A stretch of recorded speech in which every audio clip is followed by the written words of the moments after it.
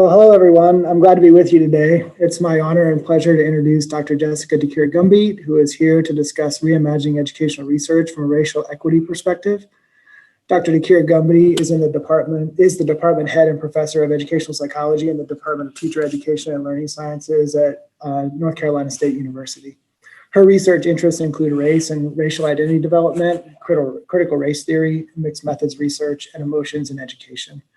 Her work has been featured in top-tier journals such as Contemporary Educational Psychology, Educational Psychologist, Educational Researcher, and Review of Educational Research, among others. Dr. DeKeer-Gumby has also co-authored or co-edited 4 books. She has served as co-PI on 2 National Science Foundation-funded grants totaling over $4.3 million, Nurturing Mathematics Dream Keepers, which is an NSF DRK-12 grant, and Peer Mentoring Summits for Women Engineering Faculty of Color, which is an NSF Advanced grant. Her most recent grant, funded by the Spencer Foundation, explores Black essential worker mothers and their experiences with distant learning during COVID-19. In her talk today, Dr. DeKeer-Gumby is going to explore why education researchers should focus on race and racism in their work and what it means to conduct racial equity-focused research. Her talk will consider how the research community can contribute evidence that is more nuanced and representative of the learning experiences of racially and ethically diverse students. Dr. DeKeer-Gumby will present until 1:45 p.m., at which point I will open up the session for questions and comments from the audience. The session will conclude at 2 p.m. And with that, I would like to open up the floor to Dr. DeKeer-Gumby. Okay, great, thanks, John. Let me share my screen so I can get started on this. So my talk today is reimagining educational research from a racial equity perspective. Okay, Andrew stated, all the Blacks in my science class have been socially and are mentally deficient. They don't deserve to be in this program. I seem racist, but if you know these people, you would feel the same way. Their presence is required. I understand this affirmative action and all, but if they subject STEM inductees to IQ tests or something like that to see out these imbeciles, thank you. This statement from Andrew comes from a research study regarding 9th and 10th grade students' development of a science identity. In the study, my colleague and I wanted to better understand how parents, just lost my place. We want to explore the types of cultural messages such as the roles of race, ethnicity, and gender have on students' motivation to engage in careers in science. One of the questions that we asked on our survey was, is there anything you would like for us to know about your relationship with your science teacher? We received a variety of generic answers like no and nope. The majority chose not to even respond to the question and simply left their answers blank. Someone did say, my science teacher is gnarly, dude. Others chose to discuss how helpful and dedicated their teachers were in the classroom. However, there were a few 10th graders that seemed bothered or even offended by the very premise of our entire study. In responding to our inquiry regarding the students' relationship with their teachers, we received more comments such as Andrew's. My science teacher really didn't stress gender or race. All of us felt equal. My science teacher isn't racist or gender biased. Why would this need to be brought up? We talked about biology, not politics and science. Yet another student chose to say something more serious and to critique the goal of the study. I don't care about your past, your shortcomings, because of the color of your skin, as long as you work hard and are a nice person. I will respect you. These race words shouldn't be a problem. Just don't bring it up. The quotes that I shared here are important because they are the voices of our children in schools. The students in the study simply shared their beliefs about the roles of race in society. Their voices are reflections of the beliefs of our larger society and demonstrate that racism is real. If you listen closely to their words, you heard instances of colorblind racism,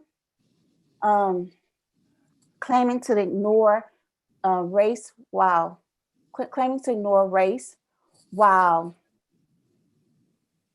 using race as a means of discrimination, aversive racism, unconsciously differentially treating people based upon race, and white privilege, societal advantages that are based upon racial membership. These are the very issues that hinder our ability to dismantle racism in society, including our schools.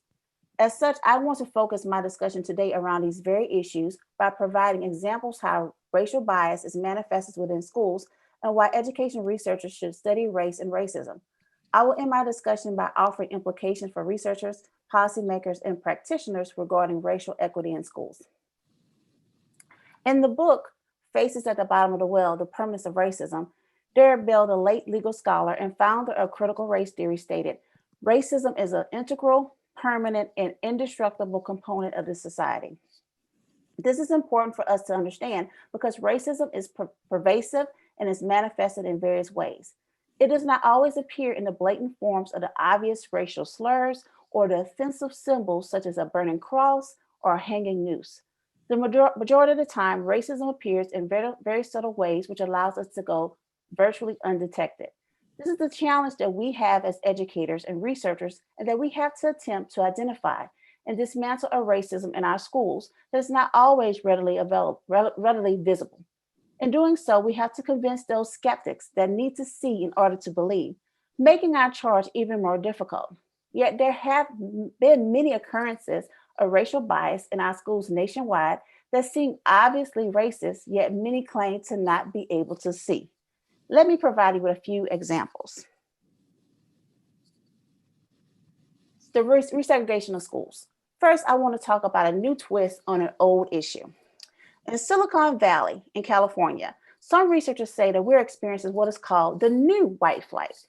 In the old white flight, parents took their children out of racially diverse schools in the inner cities and moved to predominantly white schools in the suburbs, or even enrolled their children in predominantly white private schools known as segregation academies, in order to create more quote unquote academically successful schools while maintaining segregation. Now, white parents in Silicon Valley are taking their kids out of academically successful schools because they are too academically rigorous. The argument is that the schools focus too much on mathematics and science and not enough on the liberal arts and the extracurricular activities. Many parents are opting to send their children to schools outside of their districts and are willing to pay for private schools. Real estate agents are even encouraging prospective buyers to purchase homes outside of these highly successful school districts. I know that many of you are wondering why white parents in Silicon Valley would not want to send their children to the most successful schools in their districts. This seems a bit counterintuitive, since parents are always trying to send their children to the best schools. However, in this case, white parents in Silicon Valley are willing to sacrifice their children's access to good schools in order to avoid attending majority Asian schools and living in majority Asian neighborhoods. The parents say it has nothing to do with race, a clear example of colorblind racism. They simply want their children to have a balanced academic and social experience. Yet they have no problem putting their children in majority white schools that are just as academically rigorous with limited social experiences and opportunities. This is just one of the many ways in which we're experiencing a resegregation of our schools. Although research demonstrates that all children perform better academically in diverse environments, there's still a growing push to continue to keep our schools segregated. Recent court decisions, such as the 2007 U.S. Supreme Court case, Parents Involved in Community Schools versus Seattle School District Number 1, that grossly restrict the use of race in school busing and enrollment, have made the goal of integrating schools much more difficult. In many ways, our schools are just as segregated today as they were before the landmark Brown decision in 1954. Most of our schools are not racially, ethnically diverse. For example, according to a report from the Civil Rights Project at UCLA, Latino students on average attend schools that are 56.8% Latino. African American students on average attend schools that are 48.8% African American, and white students on average attend schools that are 72.5% white. The criminalization of African American children. Although the resegregation of our schools has been a dominant headline in the discussion of public schools, another issue of great importance has been the violence against African American children. With the shooting of Tamir Rice in Ohio, we have seen firsthand how African American children are not always seen as innocent children. Recent research by Philip Goff at UCLA suggests that by age 10, African American boys are often perceived as older, by as much as 4.5 years older than their white counterparts. This implies that African American boys are seen as less innocent than white boys. Research by Andrew Todd and colleagues at the University of Iowa confirmed this finding. However, they also found that Black male faces are seen as more threatening than white male faces, even if those faces are as young as 5 years old. Think about what that means. A kindergartner is seen as threatening. Sadly, the same is true regarding the perceptions of Black girls. A recent study by Rebecca Epstein, Jamelia Blake, and Thaya Gonzalez found that Black girls are seen as less innocent and more adult-like than white girls. From this, we can easily see why we have increased criminalization of African American children in our schools. For example, we have seen the increased policing of schools. Who can forget the tragic incident at Spring Valley High School in South Carolina? A teenage girl was thrown violently from her seat by a police officer known as Officer Slam over refusing to put away a cell phone and leave the classroom. Since that incident, we have seen similar cases of police officers punching or even tasing African American students. I do not know what has been more appalling, these vicious acts or the reactions of the thousands of people that actually see the actions of the police officers as justified or feel that the students had it coming or deserve the treatment they received. As another means of criminalizing African American students, schools across the country have higher rates of suspensions for African American students. According to a study by Edward Smith and Sean Harper, African American students are disproportionately suspended from schools. Schools in 13 southern states, from West Virginia to Texas, make up 55% of all suspensions of African American students. In North Carolina, where I live, African American students make up 26% of the school population, but comprise 51% of suspensions and 38% of expulsions. In Nevada, recent data shows that African American students are 3.9 times likely to be suspended as white students. African American students make up 13% of the school population, but 27% of out-of-school suspensions and 36% of expulsions. The criminalization of African American children in schools, a form of aversive racism, sends a clear message telling African American children that they are not worthy of being educated and that they do not belong in school. It harms them academically and that they do not get the opportunity to develop their many gifts and talents because they are not in the classroom. It harms them emotionally in that it attempts to pathologize African American students by labeling them as behaviorally disordered. It helps to perpetuate the stereotypes that something is wrong with African American children, particularly African American boys, helping to reinforce the school to prison pipeline. School and curricular changes. In addition to the increased policing of schools, we've also seen the changes in organizations of schools. Across the country, we have seen a growth of charter schools. In New Orleans, Louisiana, we have seen an experiment where almost all the schools have been taken over and turned into charter schools post-Hurricane Katrina. In the process, many teachers have lost their jobs, academic standards were lowered, and private charter companies have made millions of dollars. Charter schools in Louisiana and in most places are supposed to be open admission, which means they use some type of lottery-based or open enrollment system. However, all the charter schools in New Orleans do not operate this way.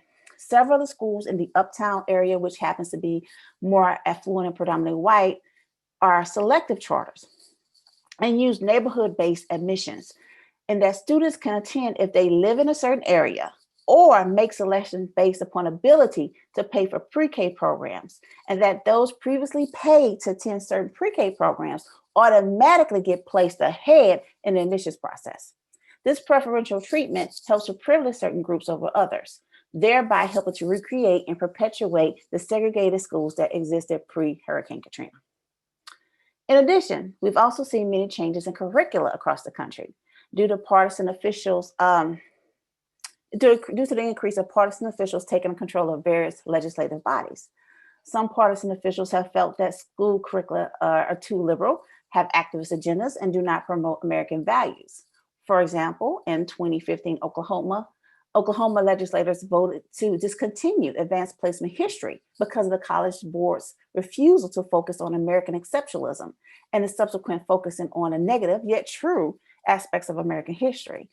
Other states critiqued the college board and threatened to discontinue their programs as well. Amidst the criticism, the college board decided to change its curriculum to appease its critics, thereby giving in to partisan pressures. Similarly, in Texas, where there was great controversy regarding the implementation of problematic history textbooks. The history textbooks chosen for the K-12 schools softened or in some cases revised history. For instance, a textbook de-emphasized the role of slavery in the Civil War, as well as refers to slaves as workers from Africa. And in some cases, the textbooks provided inaccurate information, such as discussing how Moses influenced the founding fathers and that the Ten Commandments played a central role in the creation of the U.S. Constitution. In Texas, a committee consisting of various committee members, not necessarily subject matter experts, reviews potential textbooks. In fact, the Texas State Board of Education voted against an amendment to allow academic experts to fact check potential textbooks. The textbook issue in Texas is important because Texas often dictates the textbooks that will be used for other states for up to a decade. This is essential. This is an essential issue because relatively small groups of people are certain they're privileged by attempting to not only rewrite history, but to misinform and indoctrinate a generation of children. I want you to think about one thing. If our children were taught with such textbooks, imagine how difficult it would be to teach them that racism exists when they do not even understand the true nature of Americans' history.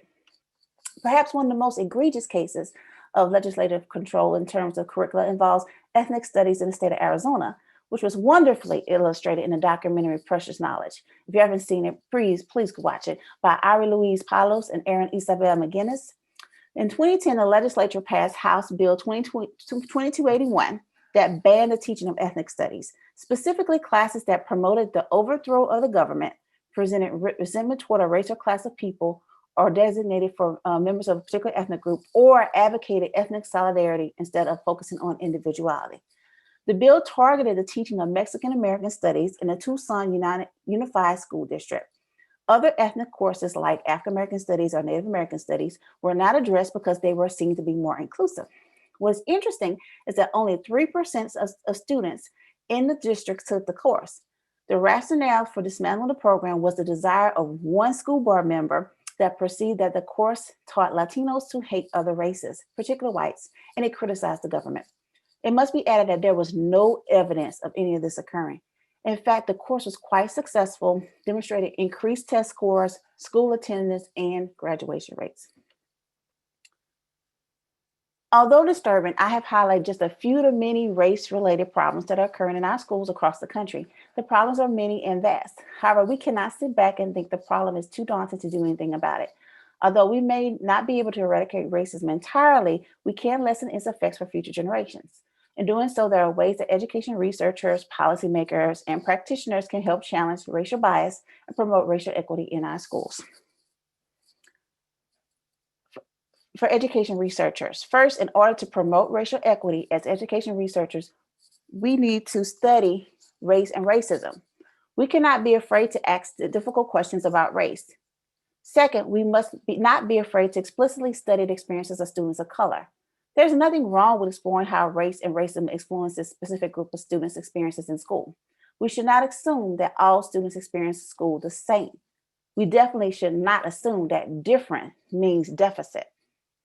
Third, because of this, we need to make race and race-related constructs such as racial identity and racial discrimination, among others, the focus of our work. This includes designing studies using racialized methodologies, including race-focused theoretical frameworks such as critical race theory or similar frameworks.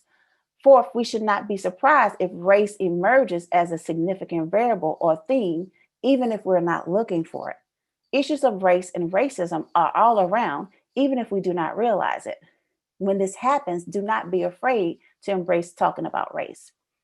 Fifth, as education researchers, we also need to be concerned with the socio-historical context of our studies. The current context and the history of the context has a tremendous influence on the experiences of participants, especially when there is a history of racism. This must be taken into consideration when interpreting research findings. Last, as education researchers, we should always be cognizant of the consequences of our research. In order to promote racial equity, we should conduct research that takes an asset-based research approach rather than a deficit approach. It is important that we create positive narratives and create positive images about students of color. Policymakers. There are also several steps that policymakers can do to help promote racial equity. One of the reasons racism is so pervasive is that it has been interwoven into policies and laws that have been enacted over generations. We need more diverse education governing bodies. People of color need to have a seat at the table when policies regarding our schools are being written. Policymakers need to better reflect the students in which they are creating policies. Also, we can no longer be passive participants in the political process. We have to be actively engaged.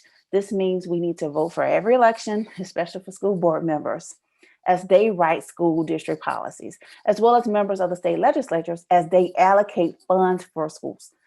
In addition, we need to support candidates that reflect our interests. We even need to run for office. We cannot always wait for someone else to be the change agent. Sometimes the best way to make sure the job gets done is to do it yourself. Further, for those that are constructing education policy, it's important to consider how policy impacts everyone that is involved, both directly and indirectly, before the policy is implemented. Too often, education policies are implemented that disproportionately impact students of color in a negative way. Also, make sure that you create education policies that address the needs of students of color. Too often, the needs of students of color are neglected. In doing so, adequately fund those policies. How many times do we see good ideas thrown away because we do not invest the funds needed to make them successful? Last, do not be negatively persuaded by the loud voices of a few dissenting people. There will always be those that are not supportive of racial equity. Instead of caving into the pressure, use multiple sources of evidence to support your decisions and do what is best for the children. And practitioners. Perhaps the group that can most promote racial equity in school is practitioners. We need practitioners to change what happens within schools, particularly in terms of curricula. Our curricula should prepare students to succeed in the 21st century. Specifically, as our schools become more racially and ethnically diverse, our curricula should also reflect that diversity. People of color have been noticeably absent from curricula for decades. I must admit that things are much better now than when I was in school, but we could be doing much better. As such, we have to continue to push for the incorporation of multicultural as well as anti-racist curricula. It is essential to expose all children to diverse voices and perspectives. In addition to focusing on what has been taught in schools, we also need practitioners to concentrate on how curricula are taught. In schools today, we spend so much time preparing students to take standardized tests that we neglect to teach them how to think. We need to revamp our curricula to emphasize critical thinking. This will enable students to better think about and question what they hear and read. Specifically, we need to implement critical media literacy programs where students are taught how to use and critically analyze media. We specifically need this in schools because students obtain the majority of their information using media, especially the internet, a major source of misinformation and negative opinions about racial and ethnic groups. Students need to be able to discern fact from fiction. Oftentimes, the issue of addressing racism is seen as the responsibility of people of color, particularly African Americans. On the contrary, this is a fight that requires all of our participation and dedication. In schools, we especially need white allies. According to the U.S. Department of Education, in the 2017-2018 school year, 79% of K-12 teachers were white, where only 9% were Hispanic, 7% were African American, and 2% were Asian. We cannot begin to attempt to dismantle racism in schools without white allies being a part of the solution. They are essential to the process. Similarly, we need practitioners to be vocal advocates for racial equity in schools. If you notice something is not right in your school, you should say something and do something about it. You have to be the voices for our children. The fight to challenge racial bias and establish racial equity is not going to be easy. Rather, it's long and hard. It's not a one and done workshop to attend. It is a life commitment. You have to remain committed even in the face of opposition, and sometimes that opposition will be fierce. Just recently, President Trump issued an executive order to, quote, combat offensive and anti-American race and sex stereotyping and scapegoating. Specifically, the executive order prohibits federally funded trainings that promote the challenging of colorblindness, white privilege, and meritocracy, among other key diversity concepts. The passing of this executive order strikes at the very core of racial equity work. You cannot address racism without addressing these very issues. That's why the executive order was passed, to keep racial equity progress from being made. It was very clear that many legislators disagree with diversity initiatives and are willing to go above and beyond to stop them. However, I am confident that this executive order will be rescinded under the Biden-Harris administration. In your fight to promote racial equity, you will encounter many people that do not understand or simply disagree with the fight. So, however, you must remember what Derrick Bell said: our humanity grows stronger through resistance to oppression, even if the oppression is never overcome. We should never concede the struggle for racial equity. We have to remain vigilant, even when the struggle is difficult, long, and appears to be unwinnable. You can never stop the fight to end racism. I began my talk today sharing with you some of the voices of North Carolina high school students, and I want to close the same way. Although the overwhelming majority of the students in the aforementioned study share negative perspectives regarding culture, particularly race, I did want you to know that a few students provided some positive comments. A student stated, I believe that as well as being close to my own ethnic racial group, I'm also close to others. I feel just as comfortable around someone as of a different ethnicity as someone who is the same.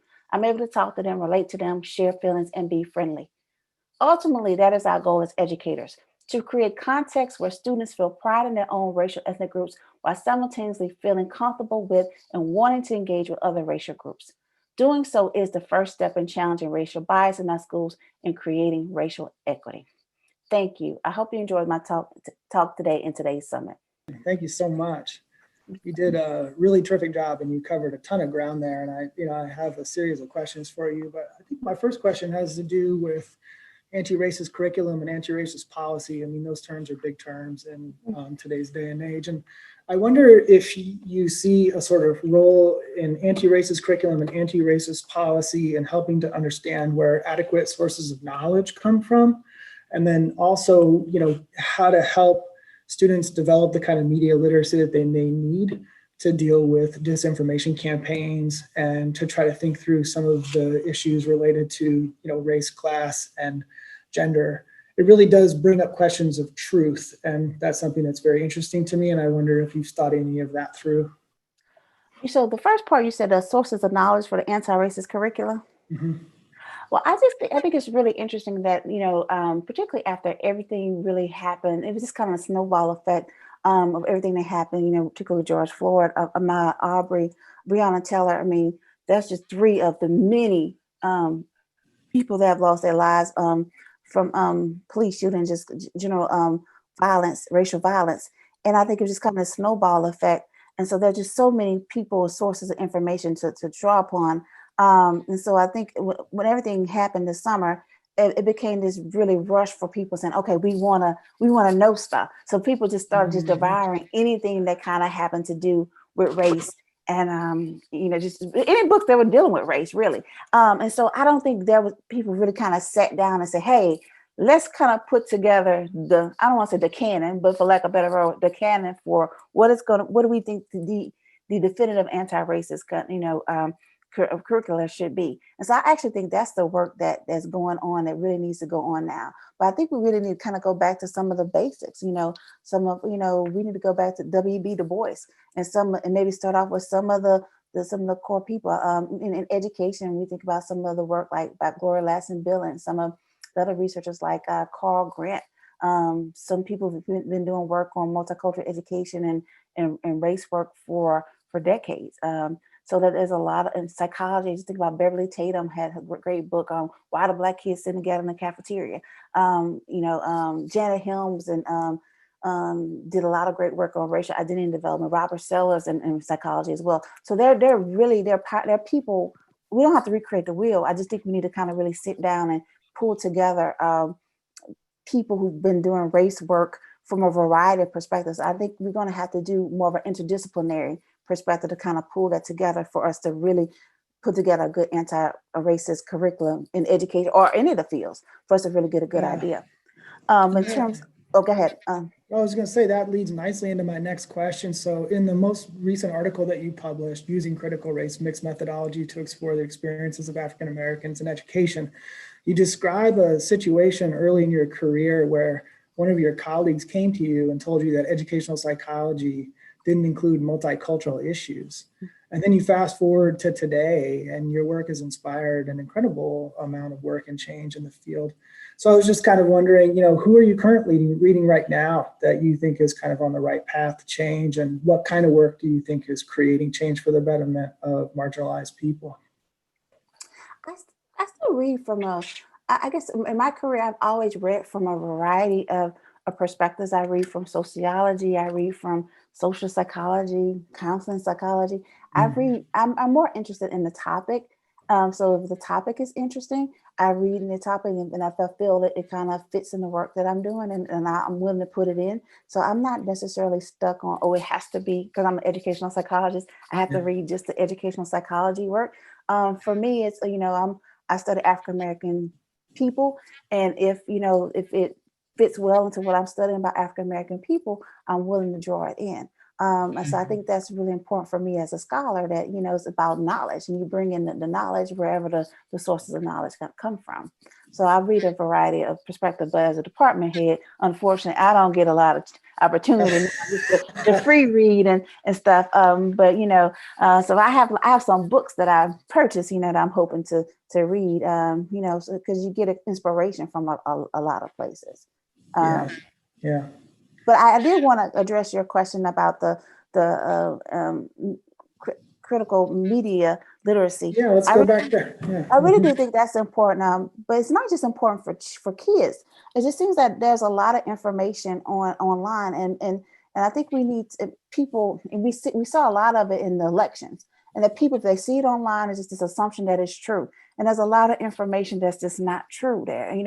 Or you see a article that looks authentic. It looks like it could be true, and there could be all sorts of wrong information. And so we need to get back and really teach our children to be able to, how do you spot a bad website? How do you spot an article that's a fake article that's not properly cited? And we need to really teach our children how to understand that. And so when they go online, they see that information, they're like, oh, this is not a bad site, this is not legitimate.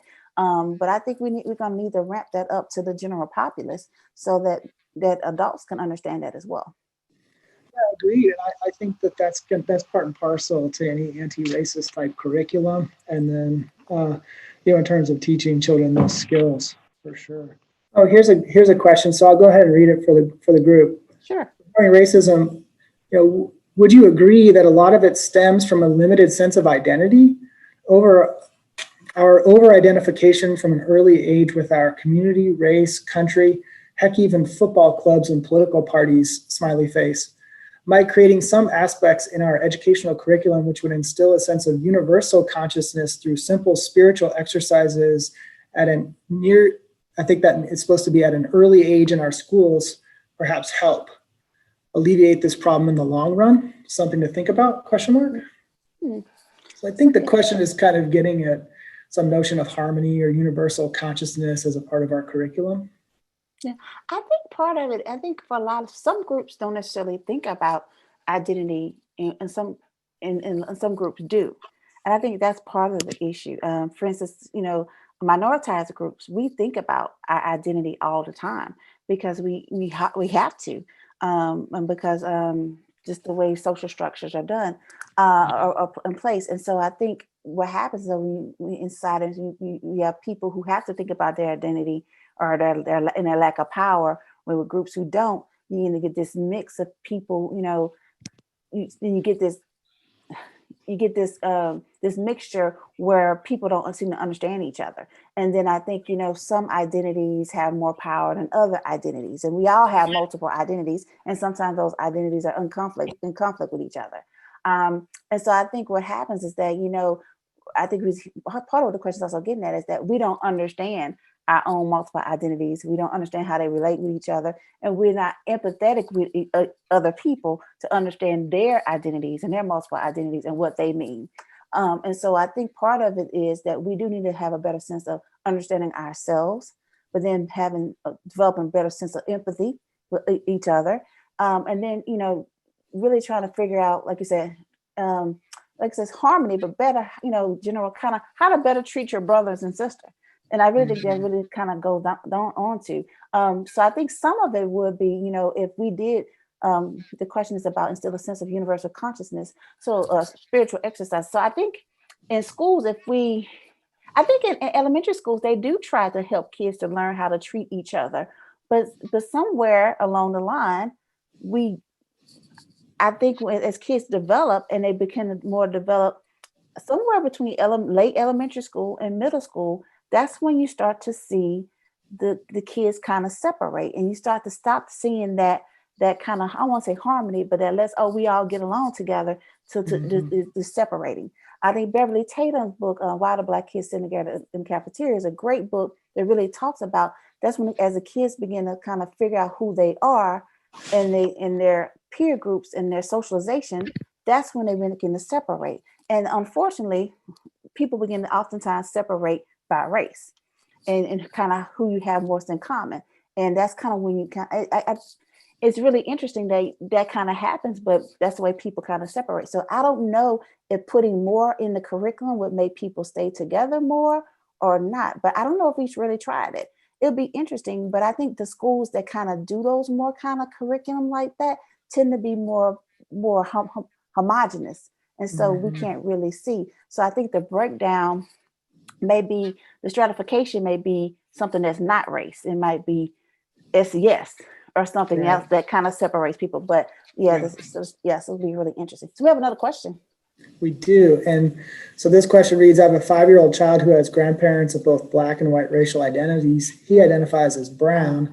How can I educate my child on race and ethnicity without diluting his innocent view? Is there an age in which this conversation is more appropriate? It's a developmental question. That's a good one. Because I think kids, they notice their skin color really early. My son is a little darker than me and my husband. And so he always noticed that part about why was he look different than me and my husband.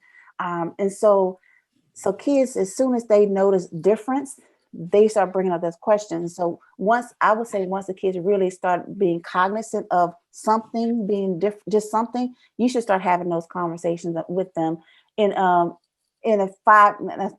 age appropriate manner about, how they're different people, people look differently, and this is kind of why they look this way.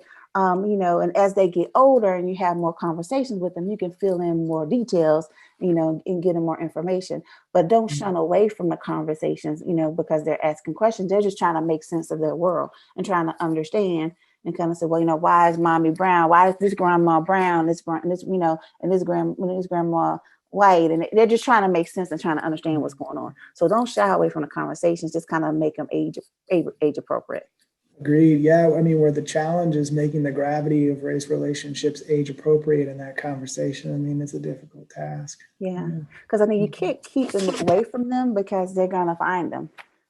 And then you want to have it with them rather than have it in an inappropriate way, or they're going to get the misinformation. Yeah, I was just going to circle back to that question of misinformation and disinformation as well. It seems like those early conversations can be preventative towards being susceptible to those kinds of manipulative messages. Or hurtful. Yeah.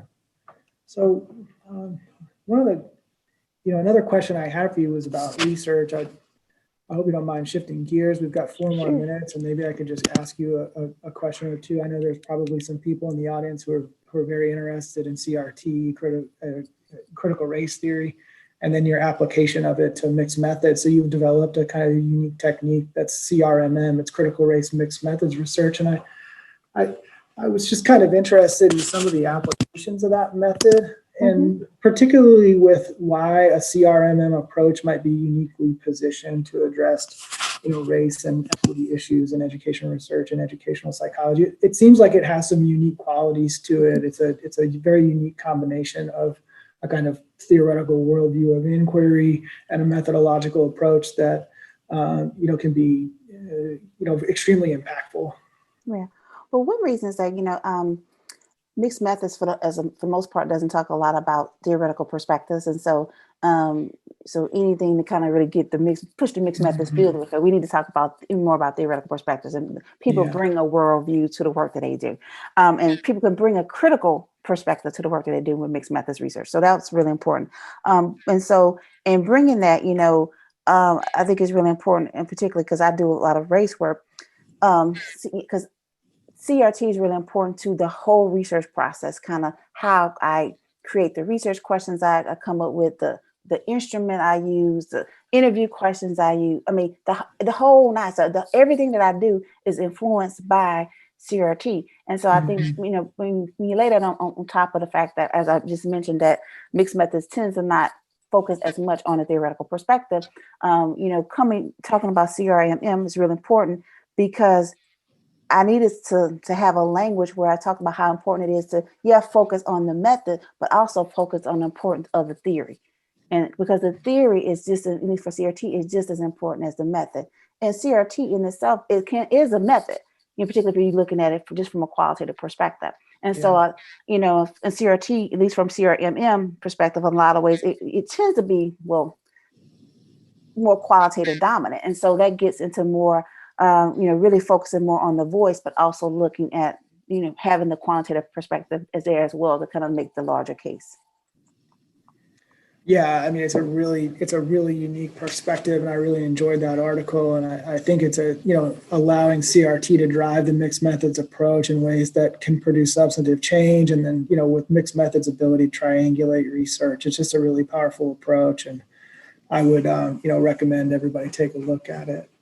So we are coming up on 2:00. So Dr. Dakir Gumby, is there anything else that you would like to say to close before we move on? No, I'm just really excited about, you know, educational psychology, you know, really moving towards talking more about race. You know, I'm excited that it's going to be a discussion about quant crit and educational psychology for Division 15 seminar coming up this week. So I think it's really exciting. It's been a long time, you know, for seeing this slow movement, but I'm glad it's finally here. And so, and there are a lot of new people in the field are really excited about doing this work, but not just excited, more people in general are really, really taking a step back and thinking about the role that race plays in our teaching and our research, and just in the world in which we live. Yeah, and I just have to say, you know, the work that you've done in particular has really paved the way, and thank you so much for taking the time to come and speak with us today. And then also just leads to the closing of the Educational Summit. So I just want to finish by thanking Dr. Dakir Gumby for her presentation and promoting positive change in the field. And then I'd also like to formally thank all of you for attending the 2020 UNLV Summit on Nevada Education, and give special thanks to the Dean's Office and Dean's Hayes and Technology Support and the College of Education for organizing the event. And then, you know, we've really addressed a number of important topics today, from educational funding to partnerships to racial equity, diversity, and opportunity. And I think we can all agree we have many important issues to continue to address going forward. And I'm just thankful that we're all working together to find collaborative solutions. So big thanks to everyone for participating in the summit. And thank you very much.